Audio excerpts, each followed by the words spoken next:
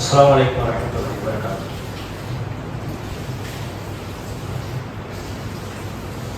الله أكبر الله أكبر الله أكبر الله أكبر. أشهد أن لا إله إلا الله. أشهد أن لا إله إلا الله. أشهد أن محمدا رسول الله. أشهد أن محمدا رسول الله. حي على الصلاة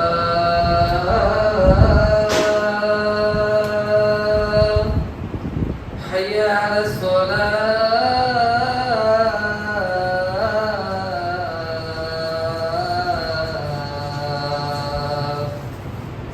حي على الفلاح حي على الفلاح.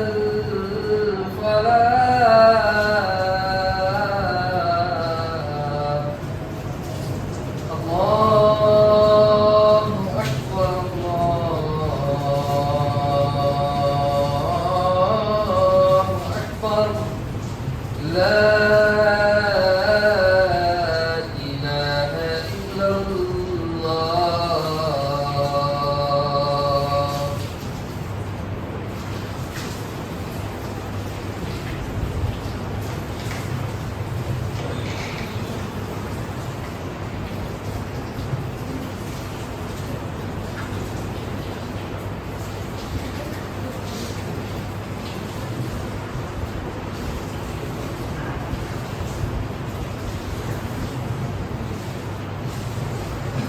أعوذ بالله من الشيطان الرجيم. بسم الله الرحمن الرحيم. إن الحمد لله نحمده ونستعينه ونستغفره ونعوذ بالله من شرور أنفسنا ومن سيئات أعمالنا. من يهده الله فلا مضل له ومن يضلل فلا هادي له. أشهد أن لا إله إلا الله وحده لا شريك له وأشهد أن محمدا عبده ورسوله. أما بعد. يا أيها الذين آمنوا اتقوا الله حق تقاته ولا تموتن إلا أنتم مسلمون. يا أيها الناس اتقوا ربكم الذي خلقكم من نفس واحدة خلق منها زوجها وبث منهما رجالا كثيرا ونساء واتقوا الله الذي تساءلون منه والأرحام إن الله كان عليكم رقيبا. வார்த்தைகளிலே அழகிலே வார்த்தை அல்லாஹ்வுடைய வார்த்தை. வழிகாட்டுதலையே சிறந்தது நபி ஸல்லல்லாஹு அலைஹி வஸல்லம் அவர்களுடைய வழிகாட்டுதல் என்றும் செயல்களிலேயே மிகவும் கெட்டது மார்க்கத்தின் பெயரால் புதிதாக செய்கின்ற செயல்கள் அனைத்தும் விதத்துகள் அவை வழிகேடு. நாளை வறுமையில் இவை அனைத்தும் நரகில் கொண்டு சேர்க்கும் என்று நபிகளால் அவர்கள் ஒவ்வொரு உரையிலையும் எச்சரித்ததை நினைவுபடுத்தியவனாக இஜ்மா உரையை ஆரம்பம் செய்கிறேன். அல்லாஹ்வின் நல்லடியார், அந்த ஏக இறைவனின் சாந்தியும் சமாதானமும் எம்பெருமானார் ரசூல் கரீம் ஸல்லல்லாஹு அலைஹி வஸல்லம் அன்னார்கள் மீதும் அன்னார்களுடைய குடும்பத்தார்கள் மீதும் சத்திய சஹாபாக்கள் மீதும் சஹாபிய பெண்கள் மீதும் இஸ்லாத்திற்கு இதுவரை தந்த ஷஹீதுகள் மீதும் இச்சபையிலே அமர்ந்திருக்கும் உங்கள் மீதும் என் மீதும் என்றென்று நின்று நிலவட்டுமாக என்று கூறியவனாக இஜ்மா உரையை ஆரம்பம் செய்கின்றோம். அல்லாஹ்வின் நல்லடியார்களே, அல்லாஹ்வுடைய அழகிய படைப்பான மிக உயர்ந்த படைப்பான மனிதனை படைத்த அல்லாஹ் இறை நூல்களை கொண்டும் இறை தூதர்களை கொண்டும் மனிதர்கள் எப்படி வாழ வேண்டும் அப்படி என்பதை அல்லாஹ் நமக்கு வழிகாட்டலாக வந்திருக்கிறார். இறையச்சமுடைய மனிதன் எந்த அளவுக்கு வாழ்க்கையில வாழ்ந்திருக்காங்கன்னு நபி ஸல்லல்லாஹு அலைஹி வஸல்லம் வாழ்க்கை நமக்கு போதுமானதாக. அதே சமயத்துல அவர்கள் மட்டும் இல்லாம அவர்களை பின்பற்றிய சஹாபாக்கள், எப்பேற்பட்ட சஹாபாக்கள் தன்னுடைய வாழ்க்கையில பாதி நாள்கள் அதிகப்படியான நாள்கள் இந்த ஜாலியா என்னக்கூடிய அந்த அதுல இருந்துட்டு இஸ்லாத்தை ஏற்றதுக்கு அப்புறம் தன்னுடைய வாழ்க்கை முழுவதும் தியாகத்தை செய்த சஹாபாக்களுடைய வரலாறுகள் அனைத்தும் நமக்கு படிப்பினை தரக்கூடியதாக. ஒரு இறையச்சவாதி எந்த அளவுக்கு தன்னுடைய வாழ்க்கையில் இறையச்சத்தினால் தன்னுடைய வாழ்க்கையை மாற்றிக்கொள்கிறார்கள் என்பதற்கு சஹாபாக்கள், பல சஹாபாக்களுடைய வாழ்க்கை வரலாறு நமக்கு ஒரு உதாரணமாக இருக்கிறது. அதன் அடிப்படையில் ஸைத் இப்னு ஆமிர் ரலியல்லாஹு தஆலா அவர்களுடைய வாழ்க்கையுடைய முக்கியமான சில நிகழ்வுகளை நம்ம பார்க்க இருக்கோம். ஏன் அந்த விஷயங்கள் பார்க்க இருக்கும்னா, இறையச்சத்தினால அந்த இறை தூதர் அவர்கள், இறை தூதருடைய தோழர்கள் எந்த அளவுக்கு தன்னுடைய வாழ்க்கையை மாற்றி அமைச்சுக்கிட்டாங்க. நமக்கு இஸ்லாம் 1445 வருடங்களாகி நம்ம கையில வந்திருக்கு. இதற்கெல்லாம் காரணமாக அமைந்தது நபி ஸல்லல்லாஹு அலைஹி வஸல்லம் அவருடைய உத்தம சஹாபாக்கள், அவருடைய வாழ்க்கையில் தான், அவங்க தியாகம் தான் நமக்கு கிடைச்சது. அதன் அடிப்படையில் பார்த்தீங்கன்னா, இந்த சஹாபி பார்த்தீங்கன்னா ஆரம்ப காலகட்டங்களில் இஸ்லாத்துக்கு வராதவராக இருந்தாலும் இவங்க வாழ்ந்த இடம் பார்த்தீங்கன்னா மக்காவில் இருந்து புறப்பகுதி என சொல்லப்படக்கூடிய தன்யீம் என்கின்ற ஒரு பகுதி. அது இப்ப பார்த்தீங்கன்னா ஆயிஷா பள்ளி, உம்ராவுக்கு போனவங்களுக்கு தெரியும், உம்ரா ஹஜ்ஜுக்கு போனவங்கன்னா தெரியும், ஆயிஷா பள்ளிங்கிற ஒரு பள்ளி அங்க இருக்கு. அந்த இடத்துல நிறைய பேர் உம்ராவுடைய அங்க உம்ரா அங்கிருந்து ஸ்டார்ட் பண்ணி தான் உம்ரா செய்வாங்க. அந்த இடம் தான் இந்த தண்ணீர் கூட அவங்க இருந்த இடம். இந்த இடத்துல பார்த்தீங்கன்னா எப்படின்னா மக்காலிருந்து மதீனாக்கு எல்லாம் ஹிஜ்ரத் செஞ்சுட்டாங்க. நபி சஹாபாக்கள் எல்லாம் போயிட்டாங்க, ஹிஜ்ரத் ஆகி போயிட்டாங்க. முஸ்லிம்கள் மேல குறைஷிகள் மிகப்பெரிய கோபத்தில் இருக்காங்க. இதுல பாத்தீங்கன்னா 2 போர்கள் முடிஞ்சிச்சு. பத்ர் போர், உஹது போர், 2 போர் நடந்துச்சு. இதனால முஸ்லிம்கள் மேல மிகப்பெரிய கோபத்தில் இருக்காங்க குறைஷிகள். இந்த சமயத்துல தான் குபைப் இப்னு ஆதி ரலியல்லாஹு தஆலா குறைஷிகள் கையில போய் மாட்டிடுறாங்க. இவங்களுக்கு மரண தண்டனை கொடுக்கப்படுது. இதை சுற்றி நின்று மக்காவில் உள்ள குறைஷிகள் பார்க்கக்கூடிய ஒரு இடமாக இருந்து அவங்களுக்கு தண்டனை கொடுக்கக்கூடிய வராங்க. அந்த இடத்தில் தான் ஸைத் இப்னு ஆமிர் ரலியல்லாஹு தஆலா அவர்களும் ஒரு வேடிக்கை பார்க்கக்கூடிய ஒரு இளைஞனாக நடிக்கிறாங்க. அப்போ குபைப் ரலியல்லாஹு தஆலா அவங்களுக்கு கேட்கப்படுது, உங்களுடைய கடைசி ஆசை அப்படின்னு கேட்கப்படுது. அப்போ குபைப் ரலியல்லாஹு தஆலா சொல்றாங்க, எனக்கு 2 ரக்காத் தொழுவதற்கு உண்டான அனுமதி கொடு. ஒரு மனிதன் மரண தண்டனை விதிக்கப்பட்டு மரண தருவாயில தாக்கப்படுகிறார். அப்ப கேட்கிறாங்க, ஒரு மனிதனுடைய நிலை எப்படியாக இருக்கும்? நம்மளுடைய நிலை எப்படி? என்னுடைய தாயை பார்க்கணும், என்னுடைய மனைவியை பார்க்கணும், என்னுடைய குழந்தைகளை பார்க்க வேண்டும். நான் அவங்களுக்கு சில விஷயங்கள் சொல்ல வேண்டும். அந்த சஹாபி சொன்ன ஒரே ஒரு விஷயம், 2 ரக்காத் தொழுவதற்கு எனக்கு அனுமதி கொடுக்கும். அனுமதி கிடைக்குது. அழகான முறையில உதவி செய்யறாங்க. ரொம்ப நிதானமாக, மரண பயம் எதுவுமே இல்லாம தொழுறாங்க. இதை பார்க்கக்கூடிய மக்கள், குறைஷின மக்கள் பார்த்து ஆச்சரியப்படுறாங்க. ஒரு மனிதன் எப்படி இந்த நிலையிலையும் மரண தருவாயிலையும் இவ்வளவு நிதானமாக எப்படி இருக்க முடியும் அப்படின்னு குபைப் ரலியல்லாஹு தஆலா இன்னும் நிதானமா என்னால தொழுக முடியும். எங்க குபை மரண தண்டனைக்கு பயந்துக்கிட்டு தொழுகையை நீட்டிக்கிறாரான்னு சொல்றீங்களோங்கிற மாதிரி. அதனாலதான் நான் சீக்கிரம் முடிச்சுட்டு என்னுடைய தொழுகை. அப்போ அவங்களுக்கு கை சங்கிலியால் கட்டப்பட்டு, அடிக்கப்பட்டு, சிலுவையில் அறையப்பட்டு அவர்கள் உயிர் பிரியப்படுது. இந்த விஷயத்தை எல்லாம் ஸைத் ரலியல்லாஹு தஆலா கண்கூடா பார்க்கணும். மரணம்ங்கிறது வாழ்க்கையில ஒவ்வொரு மனிதர்களையும் நிலையை மாற்றும். நம்மளுடைய பயணிக்கக்கூடிய மனிதர்களாக இருப்பாங்க. திடீர்னு பார்த்தா மரணத்தை, அது வரைக்கும் நமக்கு வாழ்க்கை மேல இருந்த என்ன ஓட்டம் வேற மாதிரி இருக்கு. ஒரு மௌத்துக்கு போயிட்டு வந்ததுக்கு அப்புறம் நம்மளுடைய நிலையை பார்த்தோம்னா நமக்கே தெரியும். அதனால்தான் நபி ஸல்லல்லாஹு அலைஹி வஸல்லம் மரணத்தை தொடருங்கள், மரண விஷயத்தை அப்படி கண்டுங்க. நீங்க மயானம், அதாவது தன்னுடைய அவங்க அடக்கஸ்தலம் வரைக்கும் போய் பார்த்துட்டு வாங்க. ஏன்னா நம்முடைய இதே புள்ளியில தானா நாளைக்கு வெற்றி இருக்குங்கிறத தெரிஞ்சுக்கிட்டா மனுஷனுடைய நிலை சமநிலை போடும். ஏன்னா இந்த உலகத்துல மனிதனுடைய ஆட்டங்கள் அந்த அளவுக்கு இருக்கு. அந்த மரணம் ஸைத் ரலியல்லாஹு தஆலா சந்திக்க வைக்குது. ஒரு மனிதரால ஒரு மரணத்தை இவ்வளவு இலகுவாக எடுத்துக்கிறாங்க. அப்போ இந்த இந்த மரண தருவாய் ஏற்கிறதுக்கு காரணமா இருந்த இஸ்லாம் வந்து சாதாரணமாக இல்லை, இந்த இறை தூதரும் சாதாரண மனிதராக இருக்க முடியாதுன்னு சிந்திச்சு என்ன பண்றாங்க, மக்கால இருந்து மதினாக்கு ஹிஜ்ரத் பண்றாங்க. அவங்க ஹிஜ்ரத் செய்து நபி ஸல்லல்லாஹு அலைஹி வஸல்லம் அவர்கள் சந்திக்கிறாங்க, இறை தூதரை சந்திக்கிறாங்க. சந்திச்சு இஸ்லாத்தை ஏற்றுக்கிறாங்க. அதுவரை இருந்த ஸைத் ரலியல்லாஹு தஆலா அதுக்கு பிறகு மிகப்பெரிய நெருக்கமான தோழராக மாறுறாங்க. போல நிலையும் அப்படிதானே இருக்கு.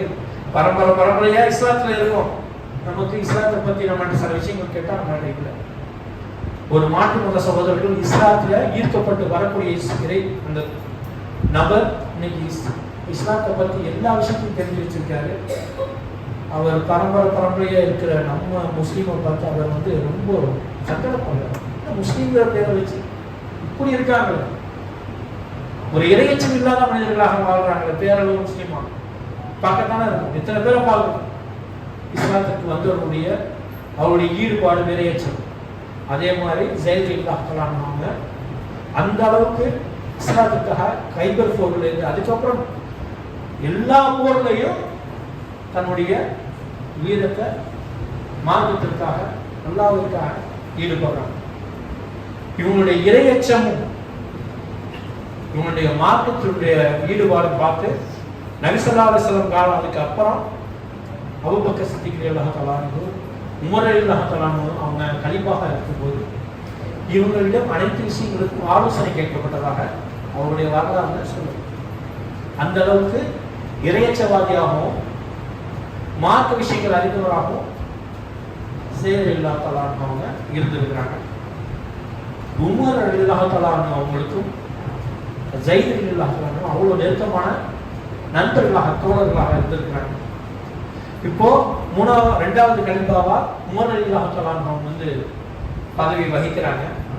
அப்போ உமர் ரலியல்லாஹு தஆலாவுக்கு ஸைத் ரலியல்லாஹு தஆலா அவங்க சொல்றாங்க, அறிவுரை சொல்றாங்க. யாருக்குங்க?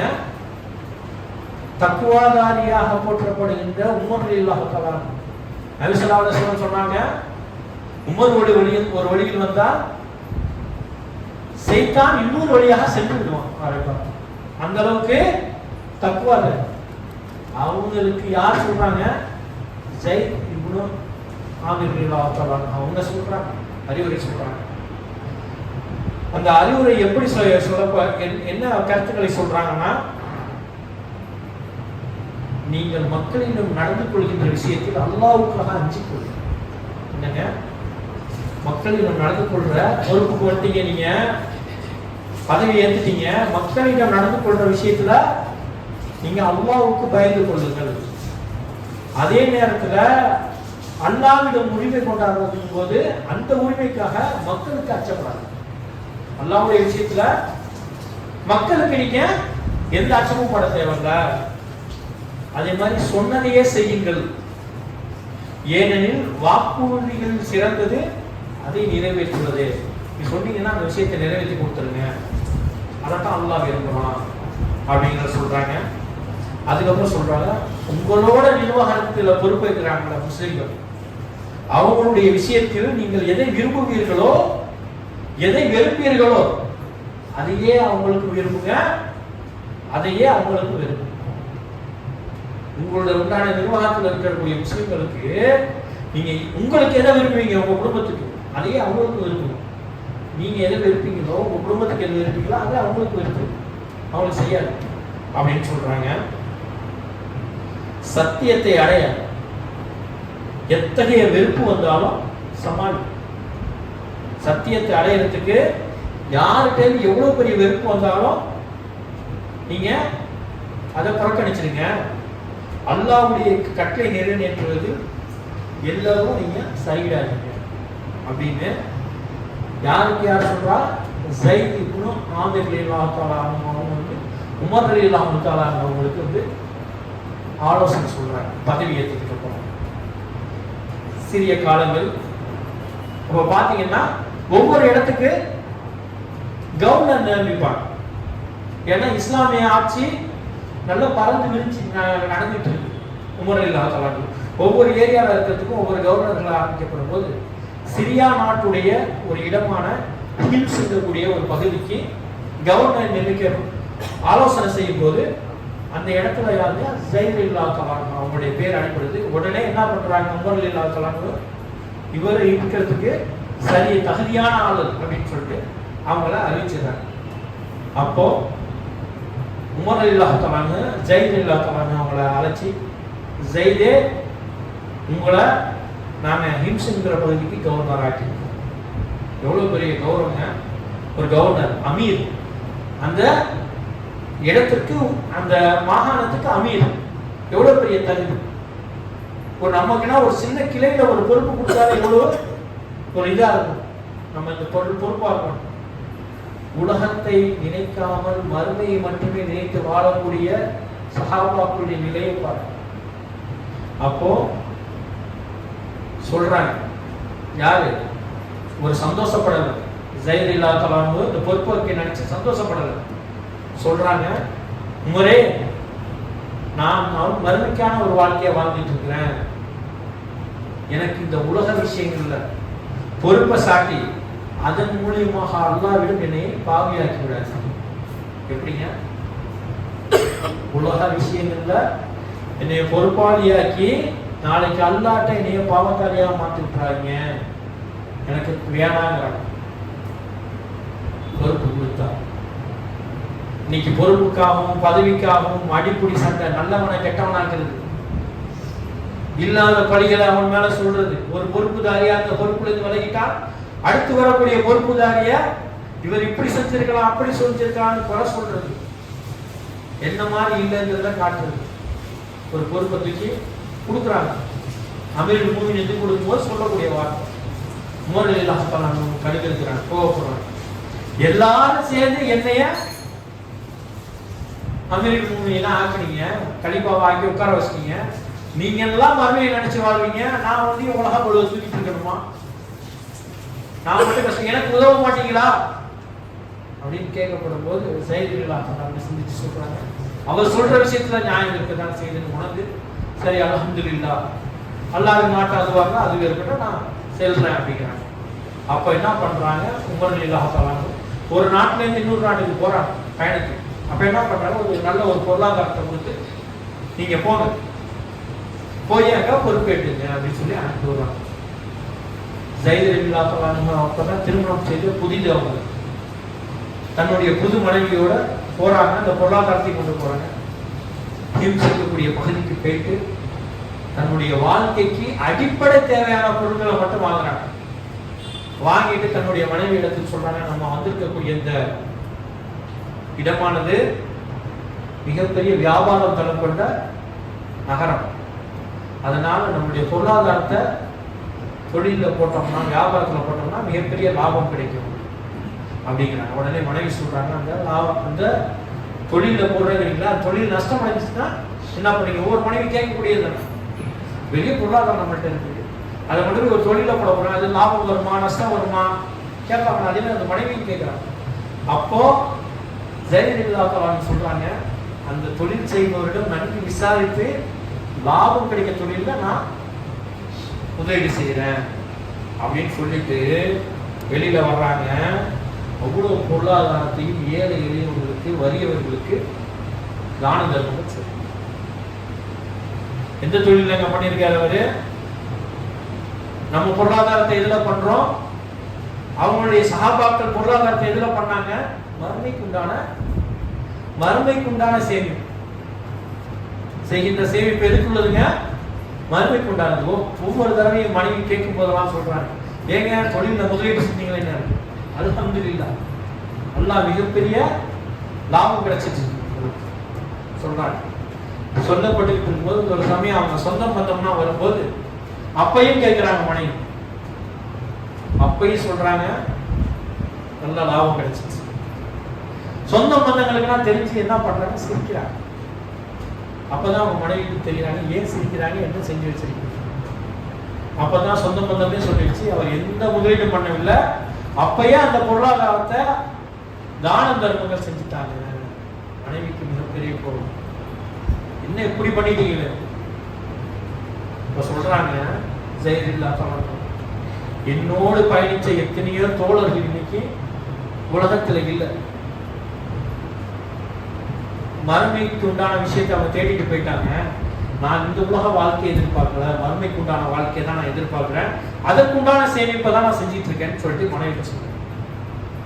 அப்பையும் மனைவி அரை மனசோட சம்மதிக்கிறாங்க. அப்போ ஒரு வார்த்தை சொல்றாங்க, மறுமையில சொர்க்கத்துல அல்லாஹ் எல்லா மனிதர்களுக்கும் சொர்க்கவாசிகளுக்கும் ரூஹின் பெண்களை அல்லாஹ் கொடுப்பான். அந்த பெண்களுடைய பார்வை இந்த பூமி மேலையும் சூரியன் மேலையும் சந்திரன் மேலையும் பட்டா பிரகாசம் இன்னும் பிரகாசம் அடையும். அப்படிப்பட்ட பெண்களை சொர்க்கத்துல உங்களுக்காக நான் தவிர்க்கிறேன், நீங்க மட்டும் எனக்கு போதும் அப்படின்னு சொல்றாங்க. சமாதானம் அடைகிறாங்க. அதுக்கப்புறம் ஸைத் அவங்களுடைய மனைவி உலக விஷயங்களை பற்றி எதையும் அவங்க ஆசைப்படுறது கிடையாது. கணவனுடைய குறிப்பறிந்து நடக்கக்கூடிய பெண்ணாக பாத்தீங்கன்னா முறையில் அவங்களுடைய ஆட்சி காலம் என்பது பொன்னான ஆட்சி காலம். எல்லாரும் இன்னைய வரைக்கும் உலகத்துல அவங்களுடைய ஆட்சி மாதிரி வேற ஆட்சி கிடையாது. அவர்கள் ஆட்சி அமைய வேண்டும் என்று மாற்று மத சகோதரர்களும் சரி வெளிநாடுகளும் சரி எல்லா மக்களும் சொல்லக்கூடிய விஷயமாக இன்னைய வரைக்கும் பேச்சு. காரணம் என்னன்னா, ஒரு ஆட்சி அமைச்சிட்டாங்கன்னா அப்படி விட்டுற மாட்டாங்க. கவர்னர் என்ன செஞ்சிட்டு இருக்காங்க, அங்க என்ன ஆட்சி நடக்குது, மக்களுடைய நிலை என்னன்னு ஒவ்வொரு மாகாணத்திலையும் பிரதிநிதிகளை அமைச்சு சோதிச்சுக்கிட்டே இருப்பாங்க. அப்படிதான் சோதிக்க போச்சு. அங்க நடக்கிற ஆட்சிகளை பத்தி கேட்கும்போது அல்லாஹ்வுடைய கஜானால நிறைய பொருளாதாரம் சேர்ந்துச்சு. அப்போ எல்லா நாட்டுக்கும் பிரதிநிதிகள் மூலியமாக அந்தந்த நாட்டுடைய ஏழை எளியவங்க வறியவங்களுடைய லிஸ்ட் கேட்கிறாங்க. யார் யார் ரொம்ப ஏழை இருக்கா பொருளாதாரத்தை கொடுக்குறது. அதே மாதிரி ஹிம்ஸ் பகுதியுடைய ஏழை எளியவங்களுடைய அந்த அட்டவணையை கேட்கப்படும் போது அங்கிருந்து கொடுக்கப்படும் போது அந்த லிஸ்ட்டை பார்த்துட்டு வராங்க. ஸைத் இப்னு ஆமிர் அதை பார்த்த உடனே யார் இந்த ஸைத், எங்களுடைய அமீர் அப்படிங்கிறார். என்ன உங்க நாட்டு கவர்னர் ஏழையா? ஏங்க, ஏன்னா ஒரு மாச சம்பளம்ங்கிற பேர்ல அமீர்களுக்கு ஒரு பெரிய பொருளாதாரம் கொடுக்கப்படுது, போதுமான பொருளாதாரம். அதையும் கூட ஸைத் தனக்கு தேவையானதை எடுத்துக்கொண்டு அடிப்படை தேவை எடுத்துக்கிட்டு அதையும் தானம் தரப்பு. எப்பேற்பட்ட வாழ்க்கை! உலகத்தை மறந்து மறுமைக்கான வாழ்க்கை. நபி ஸல்லல்லாஹு அலைஹி வஸல்லம் இந்த உலகத்தை எந்த அளவுக்கு வெறுத்து மறுமைக்கு என்று வாழ்ந்தார்களோ அப்படிப்பட்ட வாழ்க்கை அச்சித்து சஹாபாக்களுடைய வாழ்க்கை. அதை கேட்ட உடனே உமர் ரலியல்லாஹு அவர்களுடைய கண்ணீர் அழுக ஆரம்பிச்சாங்க. இப்படி ஒரு வாழ்க்கை வாழலாம். அழுதுட்டு சொல்றாங்க, உங்களுடைய அமீரிடம் சொல்லுது, அமீருல் முஃமினீன் இந்த பொருளாதாரத்துக்கு ஒன்று 1000 திரகம் ஒரு பொற்காசு, அந்த காசு அப்படி குவி அந்த பெரிய பொருளாதாரம் அதை எடுத்து கொடுக்குறாங்க. என்னுடைய சலாத்தை சொல்லுங்க. ஸைத் ரலியல்லாஹு இந்த பொருளாதாரத்தை கொடுத்து தேவைகளை கொஞ்சம் உலக தேவைகள் நல்லா வாழ சொல்லுங்க. பிரதிநிதிகள் போறாங்க, போய் சலாம் சொல்லி ஸைத் ரலியல்லாஹு அன்ஹு இந்த பொருளாதாரத்தை கையில கொடுக்குறாங்க. வாங்கி பிரிச்சு பார்க்குறாங்க. ஸைத் இப்னு ஆமிர் ரலியல்லாஹு அன்ஹு அவருடைய வந்த ஒரே வார்த்தை, இன்னா லில்லாஹி வ இன்னா இலைஹி ராஜிஊன். ஒரு மிகப்பெரிய சங்கடமான சூழ்நிலை. நம்ம என்ன சொல்லுவோமோ, நமக்கு பாதகமான சூழ்நிலை வரும்போது, அல்லாஹ்விடம் இருந்து சோதனை வரும்போது சொல்லக்கூடிய வார்த்தையை மிக சத்தமாக சொல்லுவோம். உள்ளே இருந்து மனைவி கேட்கிறாங்க, என்னங்க ஆச்சு, அமீருல் முஃமினீன் மூத்தா போயிட்டாங்களா? அந்த அளவுக்கு பதட்டமா சொல்லிட்டாங்க. இல்ல, அதை விட மிக சங்கடம் தரக்கூடிய விஷயம் என்னாச்சு, இஸ்லாமிய படைகள் தோத்துருச்சா எங்கேயும்? இல்ல, என்னுடைய வறுமைக்கும் என்னுடைய ஈமானுக்கும் சங்கடம் தரக்கூடிய செய்தி. ஏன் அதை தவிர்த்துருங்க? மனைவி சொல்றாங்க, அதுல தவிர்த்துருங்க உங்கள.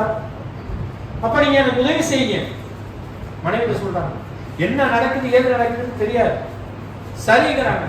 உடனே அந்த கொடுத்து ஏழை எளியவங்களுக்கு நீங்களே செஞ்சிருக்கோம் கை முடியும். தான தர்மங்கள். ஹலாலான முறையில கிடைத்த ஒரு வருமானத்தை உலகம் எனக்கு உலகம் முக்கியம் இல்லை, மறுமைதான் முக்கியம், மறுமை வாழ்க்கை தான் நிரந்தரம். உலக வாழ்க்கை என்பது மிகவும் மிகவும் மிகவும் சொற்பமானது. வீண் விளையாட்டும் அல்லாஹ் சொல்றான், நபி ஸல்லல்லாஹு அலைஹி வஸல்லம் ஒரு வழிபோக்கன் போல வாழும். ஒரு செத்த ஆட்டுக்கு கூட இந்த உலக வாழ்க்கை சமம் கிடையாது. அந்த உலகத்தை பிடிச்சிட்டு தான் நம்ம வாழக்கூடிய மக்களாகும். இப்படி வாழக்கூடிய ஒரு நபி தோழருடைய வாழ்க்கை. ஆனாலும் அங்க உள்ள மக்கள் என்ன பண்றாங்க, இவங்க மேல ஒரு 4 குறைகளை சொல்றாங்க. ஜெயிது ரலியல்லாஹு தஆலா அன்ஹு மேல அவங்களுடைய ஆட்சி காலத்துல அவங்க இதுல மக்கள் அதிருப்தியோட 4 அதிருப்தியை சொல்றாங்க. ஒவ்வொரு நாட்டுக்கும் பயணிக்கிற அமீருல் முஃமினான உமர் ரலியல்லாஹு தஆலா இந்த ஹிம்சிங்கக்கூடிய பகுதிக்கு வரும்போது அவருடைய மிக நெருக்கமான ஜெயித் ரலியல்லாஹு தஆலா மேல சொல்ற 4 குறை சொல்றாங்க. ரொம்ப மன வருத்தத்தோட இருக்காங்க உமர் ரலியல்லாஹு. சரி, கவர்னரை அலை கூப்பிடுங்க, மக்களுடைய பிரச்சனைகள் பற்றி சொல்றாங்க, குறைகளை சொல்லி என்னன்னு கேட்டுருவாங்க. வர வச்சு கேட்கிறாங்க. முதல் குறை,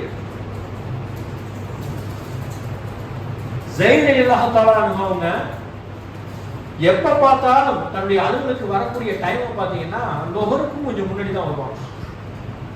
இதுதான் முதல் குறையாக வைக்கும். உமர் ரலியல்லாஹு தஆலா வந்து ஜெயித் ரலியல்லாஹு தஆலா அவங்கள பார்த்து கேட்கிறாங்க, என்ன தோழரே உங்க மேல இப்படி ஒரு முறை இருக்கு. அப்ப சொல்றாங்க ஜெயித், எந்த விஷயத்துக்கு இதுனா எனக்கு ஒரு மறைவான உள்ள விஷயம், இதை நான் வெளிப்படையா சொல்லணும்னு நான் விருப்பப்படல, ஆனா ஒரு பொறுப்புல இருக்கிறதுனால நீங்க கேட்கறதுனால இந்த விஷயங்களை சொல்றாங்க.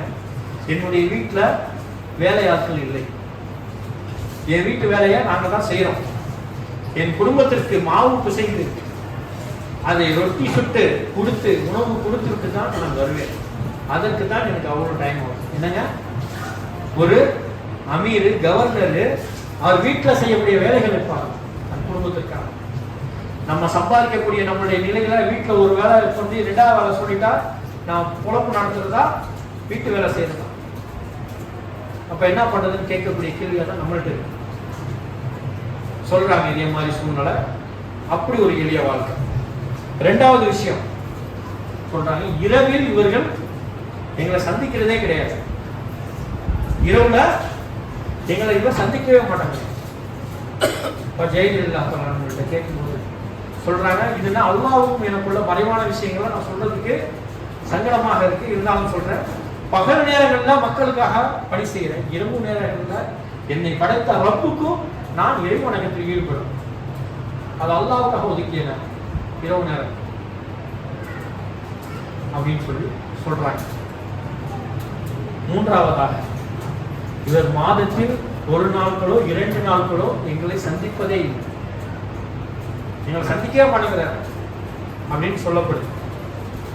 ஜெயித் ரலியல்லாஹு தஆலா அவருடைய பதில், அமீருல் முஃமினீனே, நான் வெளியில் வந்து அணிந்து கொள்ளக்கூடிய ஆடைகளில் என்கிட்ட உள்ள ஒரு ஆடை இது ஒன்று மட்டும். எதுங்க, ஒரு கவர்னர் அவர்கிட்ட உள்ள ஆடை ஒன்னே ஒண்ணுதான், வெளியில போட்டு வர மாதிரி உள்ள ஆடை இந்த ஒண்ணு மட்டும்தான். இதை வேலையாட்கள் தான் நான் தான் துவைக்கிறேன், நான் தான் காய வைக்கிறேன், அன்னைக்கு என்னால வெளியில வர முடியாது.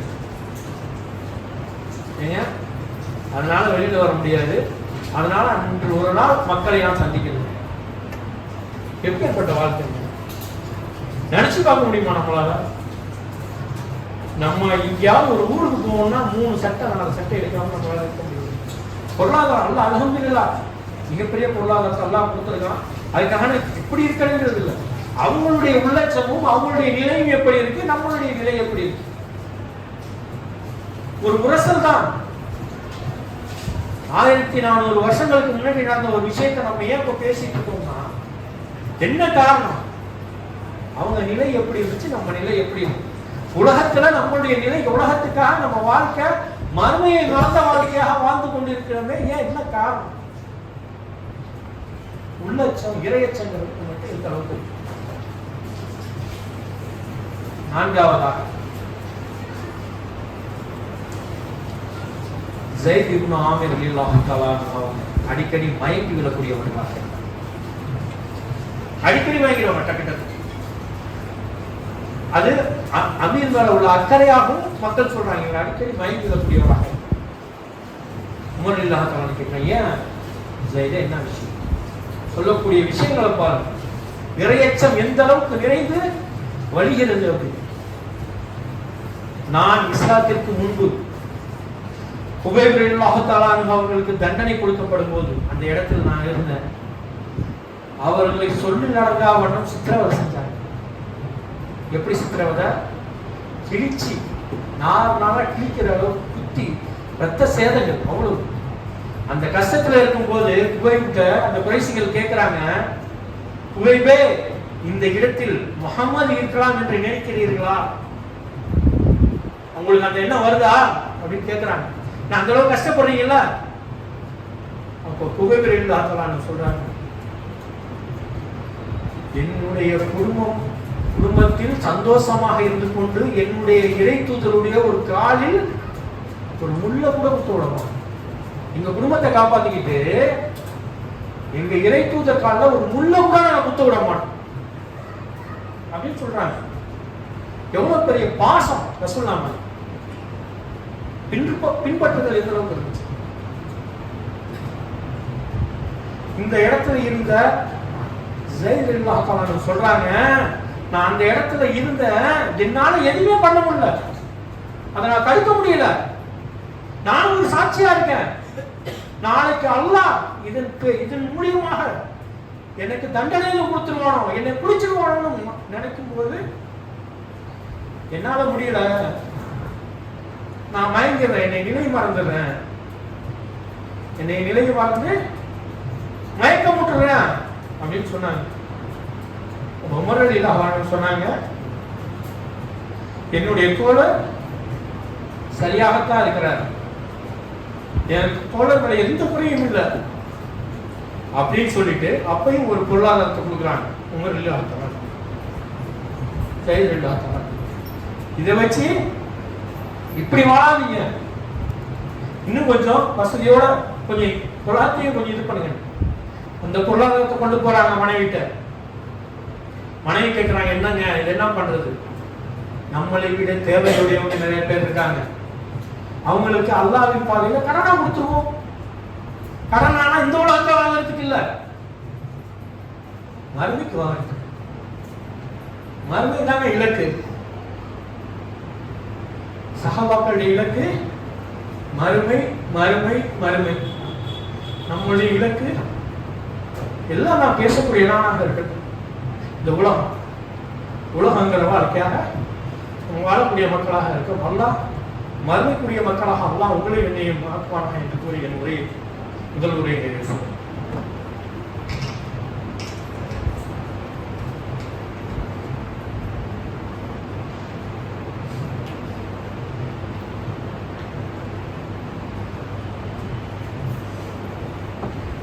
Assalamualaikum warahmatullahi wabarakatuh. Allahumma salli ala Muhammadin wa ala ali Muhammadin kama sallaita ala Ibrahim wa ala ali Ibrahim innaka Hamidum Majid. Allahumma barik ala Muhammadin wa ala ali Muhammadin kama barakta ala Ibrahim wa ala ali Ibrahim innaka Hamidum Majid. அல்லாஹ்வின் நல்லடியார்களே, சஹாபாக்களுடைய ஒவ்வொரு வாழ்க்கை நிகழ்வுகளும் நம்மளுடைய வாழ்க்கையை மாற்றத்தை தரக்கூடியதாகத்தான் இருக்கு. படித்துவிட்டு கடந்து போகக்கூடிய நிகழ்வுகள் எதுவுமே கிடையாது. வாழ்க்கையில் நிறுத்தி அதன் மூலியமாக படிப்பினை பெறக்கூடியதாக இருக்கிறது. இறையச்சம் தான் அல்லாஹ்வை அடையக்கூடிய மிகப்பெரிய வழி. இறையச்சத்தோட வாழக்கூடிய நன்மக்களாக அல்லாஹ் அனைவரையும் ஆக்க வேண்டும். இன்ஷா அல்லாஹ் அடுத்த 19ஆம் தேதி வரக்கூடிய வெள்ளிக்கிழமை மயிலாடுதுறை மாவட்டம் சீர்காழியில் பள்ளி கட்டுமான படிக்காக வசூல் பண்ண இருக்காங்க. அதுக்காக உங்களுடைய பொருளாதாரங்களை அல்லாஹ்வுடைய பணிக்காக வாரி வழங்க. இதுதான் நாளைக்கு மறுமையில நமக்கு நிற்கக்கூடிய மிகப்பெரிய செல்வம். இந்த உலகத்துல எவ்வளவு நீங்க கட்டி வச்சு போனாலும் அதுனா நாளைக்கு வந்து மறுமையில் நமக்காக வந்து நிற்க போறது எதுவுமே கிடையாது. சஹாபாக்கள் நிலையும் பொருளாதாரத்தை தன் பக்கம் சேரவிடாம பார்த்துக்கிட்டாங்க. அப்படி பொருளாதாரம் தன் பக்கம் இருந்தாலும் அதன் மூலியமாக மறுமைக்கான என்ன செல்வத்தை அதன் மூலியமாக மறுமைக்கு சேர்க்க முடியுங்கிறது தான் செய்யக்கூடிய மக்களாக இருந்தாங்க. அதன் அடிப்படையில் வாழக்கூடிய நன்மக்களாக அல்லாஹ் உங்களையும் நீ ஆத்மாக என்று கூறிய ஒரே நிறைவு சொல்லுவேன். வாஹிதானா அல்ஹம்துலில்லாஹி ரப்பில் ஆலமீன். அஸ்ஸலாமு அலைக்கும் வரஹ்மத்துல்லாஹி.